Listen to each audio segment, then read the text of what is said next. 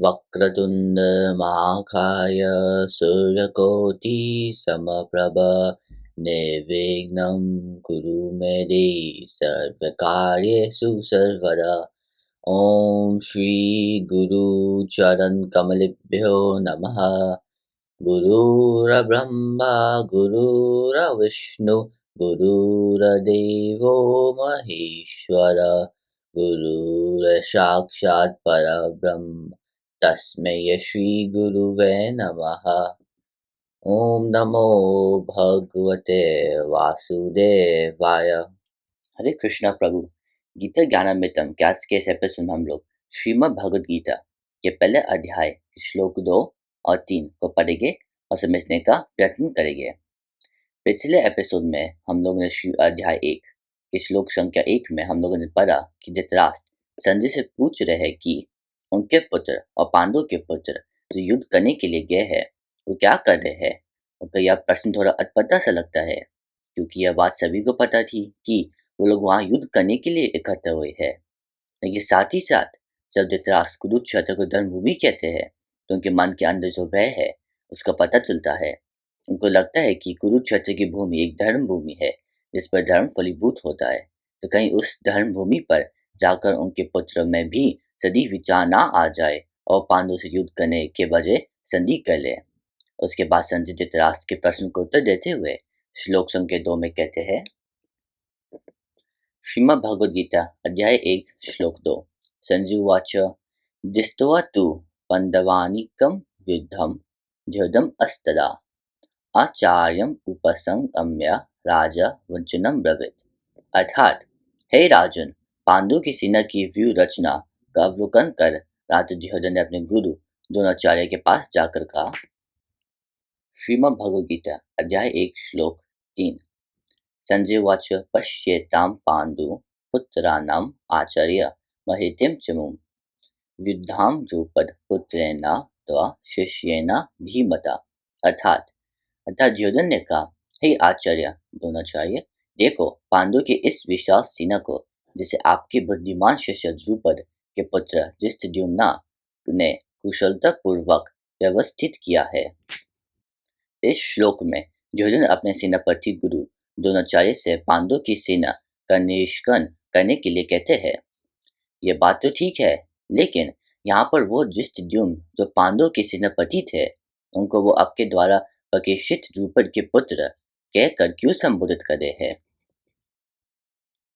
वो सिर्फ पांडु के सेनापति कहकर भी संबोधित कर सकते थे, लेकिन दुर्योधन ने ऐसा नहीं कहा, बल्कि वह गुरु द्रोण से ये कहते हैं कि ये आपके द्वारा प्रशिक्षित किए गए आपका ही शिष्य है।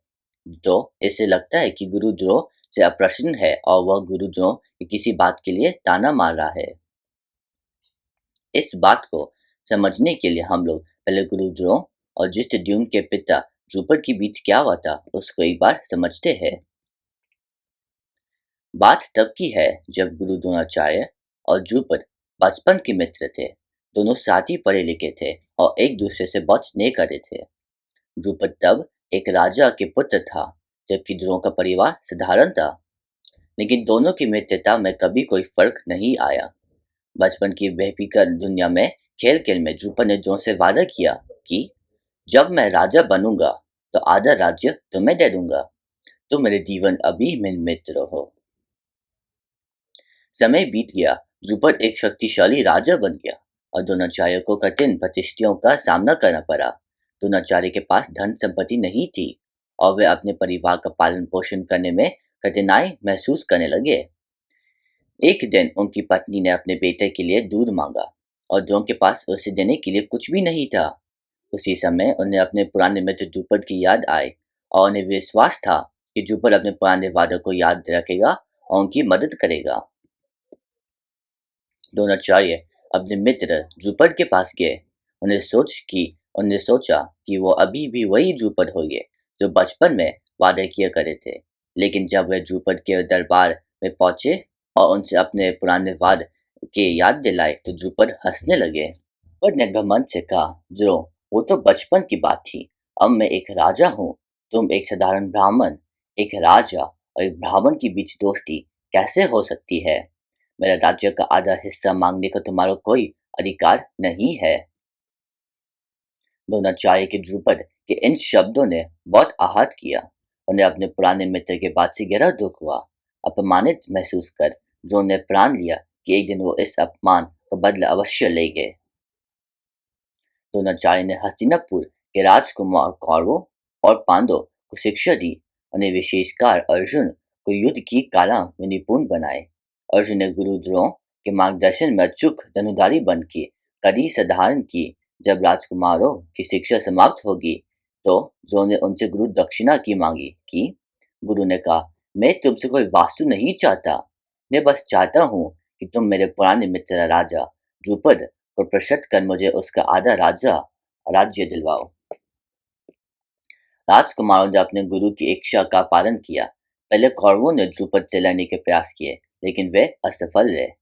तब अर्जुन और पांडु ने युद्ध में राजा द्रुपद को पराजित किए और उन्हें बंदी बना लिए। अर्जुन ने गुरु द्रोण को द्रुपद का आधा राज्य सौंप दिया, जैसे कि द्रुपद ने बचपन में वादा किया था। जब द्रुपद को द्रोण ने फिर से देखा तो उन्हें अपने मित्र से कहा, अब हमारा मित्रता का समीकरण बराबर हो गया है, क्योंकि अब हम दोनों राजा हैं और तुम आधे राज्य का राजा हो और मैं आधा राज्य का। अब हमारी मित्रता फिर से संभव हो सकती है। लेकिन मित्रता का वह भाव जो बचपन में था वह खत्म हो चुका था। अब वह मित्रता नहीं बल्कि दुश्मनी में बदल चुकी थी।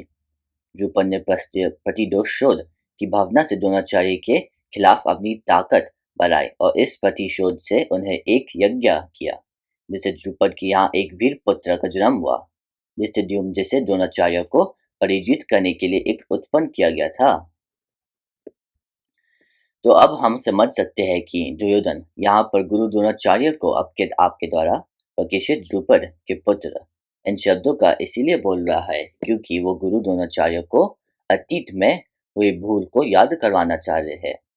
द्रोणाचार्य को इस बात को जानते थे कि धृष्टद्युम्न का जन्म उनके वध के लिए हुआ है, लेकिन जब द्रुपद ने अपने बेटे को युद्ध की शिक्षा देने के लिए द्रोणाचार्य को सौंप दिया तो उन्होंने अपने मन में कोई कटुता नहीं रखी। उन्हें धृष्टद्युम्न को पूरी लगन और उदारता से युद्ध काल सिखाए, बिना किसी भेदभाव के। अब युद्ध के समय धृष्टद्युम्न पांडवों की सेना का सेनापति बन गया और उनकी सेना को सरवाने में लगा हुआ था। द्रोणाचार्य अपने गुरु को इस बात को याद दिलाना चाहा था कि उनके द्वारा अतीत में की गई उदारता और गलती अब एक बड़ी समस्या बन गई है। साथ ही वो ये भी चाहते थे कि द्रोणाचार्य युद्ध में किसी प्रकार की नरमी या उदारता ना दिखाए और पांडवों के साथ पूरी ताकत से लड़े। धन्यवाद।